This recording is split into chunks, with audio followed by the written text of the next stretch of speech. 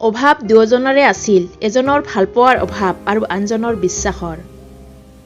অলপমান অৱহেলা আৰু অলপমান বেয়া ব্যৱহাৰে এটা ভাল সম্পৰ্ক ভাঙি দিয়াৰ বাবে যথেষ্ট।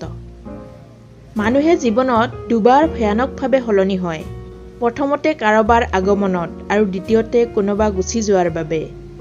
জীৱনত যিজনে এবাৰ ঠগ খাইছে তেওঁৰ পক্ষে দ্বিতীয়বাৰ বিশ্বাস কৰাটো খুবেই কঠিন। জীৱনৰ বোজা কঢ়িয়াবলৈ গৈ বুজা যায় যে ইয়াতকৈ স্কুল বেগৰ বোজাটোৱেই বহুত পাতল আছিল। এটা বয়সৰ পিছত ভাব আহে যে ভাল পোৱাতকৈ ভালে থকাটোহে বেছি জৰুৰী। 5 বছৰৰ সম্পৰ্কৰো বিচ্ছেদ হয়, আকৌ 2 মাহৰ সম্পৰ্কই বিয়ালৈকে আগুৱাই যায়। সম্পৰ্কত বয়স নহয়, এজনৰ আনজনৰ প্ৰতি থকা গুৰুত্বই আচল। পুৰণি হ'লেই অৱহেলা বাঢ়ে, সেয়া পচাকৈ হওক বা সম্পৰ্কই হওক। প্ৰেম যদি সঁচা হয় তেনেহ'লে কোনো সলনি নহয়, সময়ৰ সৈতেও নহয়, পৰিস্থিতিৰ বাবেও নহয়।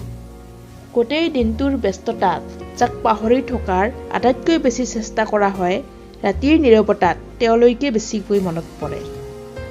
জীৱনত সুখী হোৱাৰ মূল মন্ত্ৰ। যাৰ লগত মনৰ মিল নাই তাৰ লগত সম্পৰ্ক নাৰাখিবা। য'ত তোমাৰ মূল্য নাই তাত নাযাবা। যিজনে তোমাক বুজি নাপায় তেওঁক বুজাব নাযাবা।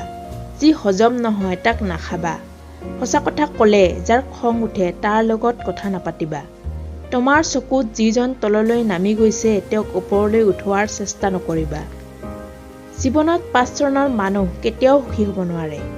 যিসকলে সকলো কথাতে খং কৰে, যিসকলে আনৰ সুখ দেখি জ্বলে, যিসকল সম্পূৰ্ণৰূপে আনৰ ওপৰত নিৰ্ভৰশীল, যিসকলে অলপতে সন্তুষ্ট নহয়, যিসকল সন্দেহবাদী। এই পৃথিৱীত আটাইতকৈ ষ্ট্ৰং মানুহ সেইজনে যিজনে ৰাতি কান্দে আৰু দিনত এনেকুৱা আচৰণ কৰে যেন একোৱেই হোৱা নাই। ভুল দিশত ঘূৰালে তুমি স্ক্ৰুও খুলিব নোৱাৰিবা। ঠিক সেইদৰে ভুল ঠাইত পৰিশ্ৰম কৰিলে তুমি জীৱনত সফল হ'বা কিদৰে? এনেকুৱা হৃদয় তৈয়াৰ কৰা যাক কণীয়েও ভাগিব নোৱাৰিব।